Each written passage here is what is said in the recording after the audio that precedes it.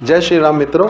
अक्सर जीवन में चलते चलते हमसे कुछ ऐसे कर्म हो जाते हैं जो हमारे ग्रह को डिस्टर्ब कर देते हैं, यानी उन्हें खराब कर देते हैं, जिसके कारण हमारे जीवन में परेशानियां और बाधाएं आनी शुरू हो जाती हैं। अक्सर इसी तरह के लोगों के मेरे पास सवाल आते हैं। वह लोग हमसे पूछते हैं हमें कौन से कार्य करने चाहिए, कौन से कार्य नहीं करने चाहिए। तो आज के इस वीडियो के अंदर हम कुछ ऐसे ही ज़रूरी सवालों को लेंगे जिससे आप ये जान पाएंगे कौन से कार्य करना चाहिए, किसके बारे में हमें भ्रम नहीं पालना चाहिए।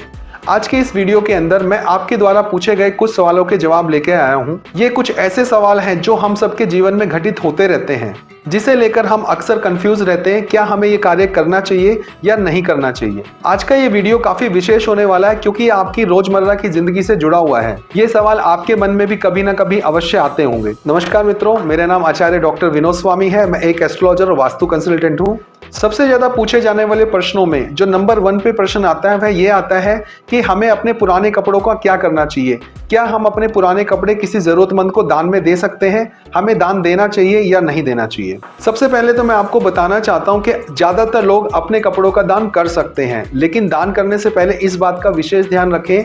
अगर आप किसी को अपने पुराने कपड़े दान दे रहे हैं, दान देने से पहले उसे नमक के पानी में डुबोकर सुखाकर फिर उसे दान देना चाहिए, जिससे आपके शरीर की जो ऊर्जा उस कपड़ों से जुड़ी हुई है वो उससे अलग हो जाती है और आप पे उसका कोई नेगेटिव प्रभाव नहीं आता है। अब अगला सवाल ये भी आता है किन लोगों को अपने पुराने कपड़े दान नहीं करने चाहिए। मैं आपको बताना चाहता हूं, अगर आपकी जन्म कुंडली के अंदर सप्तम भाव में गुरु बृहस्पति विराजमान है या आपकी कुंडली में तुला राशि के अंदर गुरु बृहस्पति विराजमान है, तो आपको अपने पुराने कपड़े किसी को फ्री में दान नहीं करने चाहिए। अगर आप दान ही करना चाहते हैं तो आप उसे दान देके उसके बदले में कुछ पैसा ले सकते हैं। बाकी जो भी लोग जिनकी कुंडली के अंदर गुरु बृहस्पति सप्तम भाव या तुला राशि में नहीं है, वह निश्चिंत होकर अपने पुराने कपड़े दान कर सकते हैं। काफी लोगों का ये प्रश्न आता है क्या हमें नीले या काले रंग के कपड़े नहीं पहनने चाहिए। मैं आपको बताना चाहता हूँ कोई भी काले या नीले रंग के कपड़े पहन सकता है, क्योंकि कपड़े जो होते हैं वो डेली बेसिस पे चेंज होते हैं। इस कारण उनका प्रभाव आप पर नहीं आता, क्योंकि ग्रह का प्रभाव आने के लिए भी उसमें उसे कुछ समय देना पड़ता है। जबकि आप कपड़े एक दिन के लिए पहनते हैं, दूसरे दिन आप दूसरे कपड़े पहनते हैं। हाँ, लेकिन ऐसे लोगों को जिनकी कुंडली के अंदर शनि और राहु खराब होता है, उन्हें अपने दीवारों के ऊपर काला या नीला रंग नहीं कराना चाहिए। उनके पर्दों का कलर या उनके सोफों का रंग काला या नीला नहीं होना चाहिए, वह उनके ऊपर नेगेटिव इंपैक्ट डाल सकता है। कुछ लोगों का प्रश्न ये भी आता है कि हमें किसी ने पूजा करने के लिए मना किया कि हमें घर में पूजा नहीं करनी चाहिए या मंदिर में जाके पूजा नहीं करनी चाहिए। मैं आपको बताना चाहता हूं, अगर आप भगवान में विश्वास रखते हैं तो आपको पूजा अवश्य करनी चाहिए, लेकिन पूजा करने के कुछ नियम होते हैं। पूजा हमेशा एक निश्चित समय पर करनी चाहिए। उसके अलावा आपको पूजा का टाइम भी जो है 10-15 मिनट से ज्यादा नहीं होना चाहिए, क्योंकि आप गृहस्थ हैं। गृहस्थ लोगों को ज्यादा देर तक पूजा नहीं करना चाहिए। पूजा के अंदर संतुलन बनाए रखने का काफी महत्व होता है। अगर आप ज्यादा समय पूजा पर देते हैं और अपने कर्म पर कम ध्यान देते हैं तो आपका जीवन डिस्टर्ब हो जाता है। इसलिए आप पूजा एक निश्चित समय तक ही करें, उसके बाद अपने कर्म पे ध्यान दें। जीवन के अंदर पूजा और अपने कर्म में संतुलन बनाना काफी आवश्यक होता है। अगर आप अपने जीवन के अंदर संतुलन बना के रखते हैं, पूजा के समय पूजा और कर्म के समय कर्म करते हैं, तो आपके गुरु बृहस्पति और शनिदेव प्रसन्न होते हैं, आपको जीवन में सफलता प्रदान करते हैं। काफी लोगों के ऐसे भी प्रश्न आते हैं क्या कोई ऐसा तरीका है जिससे हम हमेशा अपने जीवन के अंदर समृद्धि को बनाए रखें। मैं आपको बताना चाहता हूं, प्रत्येक माह 3 ऐसी तिथियां आती जिसका आप विशेष ध्यान रखकर अपने जीवन के अंदर समृद्धि पा सकते हैं। वे तिथियां हैं अमावस्या, पूर्णिमा और सूर्य संक्रांति।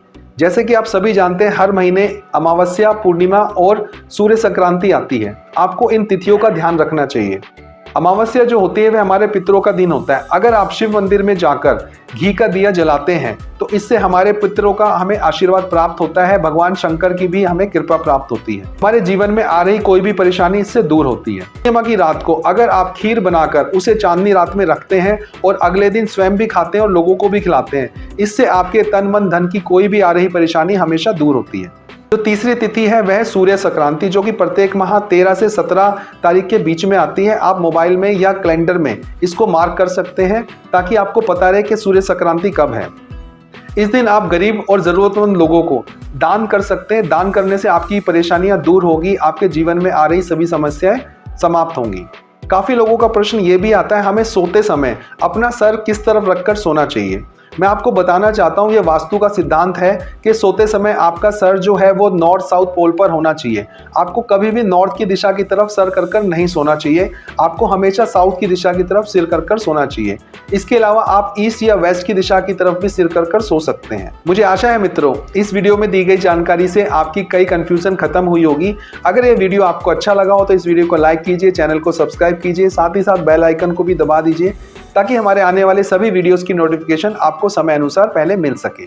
जल्दी आपसे मिलते हैं किसी नए विषय, नए वीडियो के साथ। नमस्कार, धन्यवाद।